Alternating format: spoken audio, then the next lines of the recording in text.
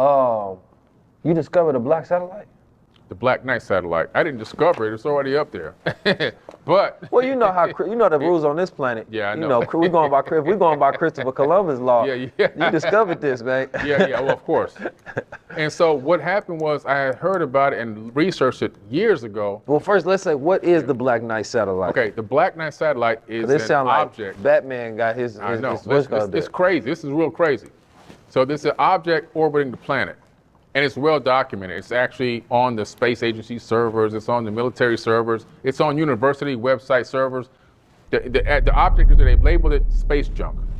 So what they're saying is this object, which was detected all the way back in the late 1800s by Nikola Tesla first. He picked up a signal from it.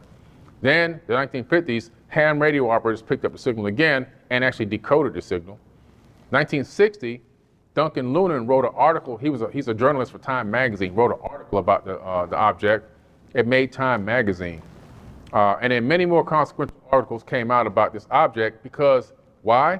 It was changing its own orbits. It was in the first equatorial orbit, then it went to a polar orbit. When Sputnik was launched in 1964, it followed Sputnik to the moon. This thing is under intelligent control. Mm-hmm. It's about 15,000 tons. And so what happened was the United States saw it up there, Russia saw it up there, Russia thought it was us, we thought it was Russia. Then we both said, wait a minute, we can't launch nothing like this. We don't even have this kind of technology. And so they were like, damn, what is this? So they really started looking at this thing and analyzing it. And we finally got a chance to see it close up personal with the STS missions, the space shuttle missions. Took HD quality video and photos of this thing. And they were like, wow, we're gonna call it junk because we don't know what this is. They're afraid to touch it. They're afraid to move into it and try to, take a piece of it to see if they don't know if it's going to have a defense mechanism or whatever. They just know this thing is orbiting the planet in a way that it shouldn't be orbiting. And the fact that it is giving off a signal that has been decoded as being the Epsilon Boötis constellation. But that's not a big deal. But the big deal about that is it's giving the location of the constellation where it was in the sky 13,000 years ago. So this thing potentially could be 13,000 years old. And so what I did was I created a documentary, which is coming out in June the 5th, it hits the movie theaters. This object is still moving around, still making its own course corrections. And it is still giving off a signal, and the signal is still giving off the location. When you look into the Sumerian tablets, you find out that Enlil owns the Epsilon Boötis constellation, the same constellation that this thing is saying it's from. So that's probably one of his ships just up there chilling. Yeah, it's his all-seeing eye. He had an all-seeing eye in the tablets. That's where they got it from for Lord of the Rings and all these things. The all-seeing eye came out the tablets. He had an all-seeing eye, so he could see what was going on the planet at all times.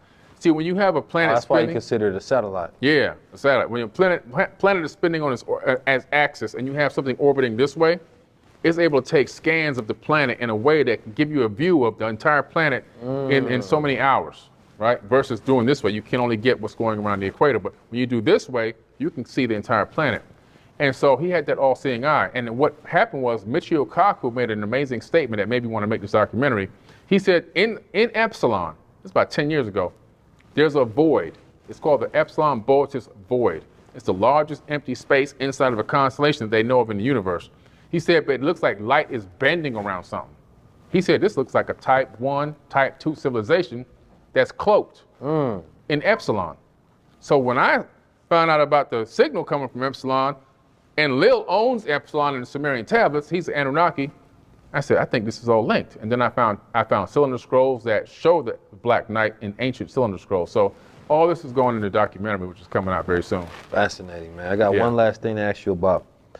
You've searched through thousands of pictures from the Mars rover. Yeah. And you've actually found a face. Face, anomalies. Famous face, though. Yeah. On Mars. Oh, yeah. Tell us about that, brother. Well, there's this object in Cydonia. Ironically, they call Cydonia on Mars, this area where there's this face and these pyramids. On Earth, Cydonia in ancient times is Cairo. So they really know what they're doing. They're hiding the truth in plain sight for us. But there's a gigantic 4-mile wide face there. And the face is right outside of a pyramid city with a 5-sided pyramid. Now the city the pyramids and this other debris, which looks like a collapsed structure, is in a format which there's an angle of 19 Talk to me, man. degrees. Okay. Now, before you go to arrive to your next thought process, most people don't know about the number 19, that there are phenomena all across the universe that are at angles of 19 degrees. That's right. Including Jupiter's red eye. Yeah. You're talking about Yellowstone Park, different volcanoes, all throughout the universe. Yeah, that's true. And so this is 19-degree angles making this triangle, right? Where these landmarks are on Cydonia on Mars. The face, the five-sided pyramid, and this other area where it looks like a collapsed city. And so Avebury in the UK on Earth, right by Stonehenge, you have this city there where there's these artificial structures built up from dirt, mounds they call them. And these paths through the land. If you take that Avebury ordnance map from the city, which is downloadable online, and overlay it on Cydonia, where the face is located, it's a perfect match. So somebody on Earth mimicked what was already on Mars, but the only thing is this was like in the 1600s. It was terraforming, you understand me, and replicating what was on Mars. Yeah, that's what was happening. Well, that's some interesting dynamics right there, man. Yeah. I think one thing about what we can all agree about this planet Earth is that we don't know everything. No. You understand me? And there are schools of mystery and thoughts of mystery that maybe remain mystery for all eternity. Yeah. You understand me? Or maybe we know, but we don't have verification. And the unfortunate aspect of now is that we need to verify everything so that it becomes evidence as fact. Exactly. Because I don't believe the Dogon people actually went to the constellations, No. you understand me, and mapped it out and then came back. No. I think that they had a connection and an intuitive knowing and understanding that was downloaded transferable knowledge, you understand me, and they didn't have any reason to question it. They wrote it down, this is what we seen, because this is what came to us. Yeah. Why would information come to a people who are pure, uncorrupted from all of the images, information,